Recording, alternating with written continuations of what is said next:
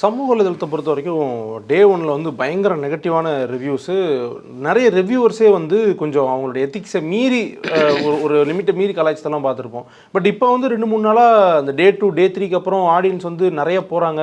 பாசிட்டிவான இது அதிகமாக வருது. இல்லை பாசிட்டிவாக ரிவ்யூலாம் கிடையாது. யாருமே வந்து எந்த விதமான நம்மளுமே நம்ம படத்தை பற்றி நிறைய தான் நல்லா ஓப்பனிங்கில் வந்து படம் வர்றதுக்கு முன்னாடி சொல்கிறேன். பெரிய எதிர்பார்ப்போட தான் அந்த எதிர்பார்ப்பு இல்லை அப்படிங்கிறது தான் எல்லாருடைய யதார்த்தமான உண்மை. படம் பெருசாக எதிர்பார்த்தாங்க, சுமாராக கூட இல்லை அப்படிங்கிறது தான் உண்மை. ஜெயிலரை கம்பேர் பண்ணுறப்ப ஜெயிலர் அளவு இந்த படம் இல்லை, ஜெயிலர் அளவாவது இருக்குமான்னு பார்த்தா அது கூட இல்லை. ஏன்னா ஜெயிலரை விட பெட்டராக இந்த படத்தை எதிர்பார்த்தாங்க, அது மாதிரி இல்லைங்கிறது யதார்த்தமான உண்மை. அதை தாண்டி பார்த்தீங்கன்னா இந்த 4 நாள் புக்கிங்கிறது வந்து படம் ரிலீஸ் ஆகிறதுக்கு முன்னாடியே பண்ண புக்கிங். ஓகே, படம் ரிலீஸ் ஆகிறதுக்கு முன்னாடியே புக் பண்ணது 4 நாள் இருக்குது. ஓவர்சீஸுமே இப்போ என்னன்னா கால வெளிநாடுகளெல்லாம் எப்படி இருக்குன்னு சொல்லி விசாரிக்கிறப்ப என்ன சொல்கிறாங்கன்னா, இது எல்லாமே படம் அங்கே வந்து நம்மளுக்காக ஒரு வாரத்துக்கு பண்ணுறாங்க, 10 நாளைக்கு முன்னாடியே புக்கிங் ஓப்பன் பண்ணிட்டாங்க.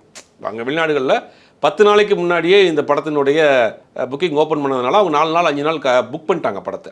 இப்போ படம் எப்படி இருந்தாலும் அவங்க பார்த்து ஆக வேண்டிய ஒரு கட்டாயத்தில் வந்திருக்கிறாங்க. அந்த புக்கிங் தான் ஓடிட்டுருக்கு. இந்த காமன் ஆடியன்ஸ் வந்து இப்போ திருப்பி போனால் தான்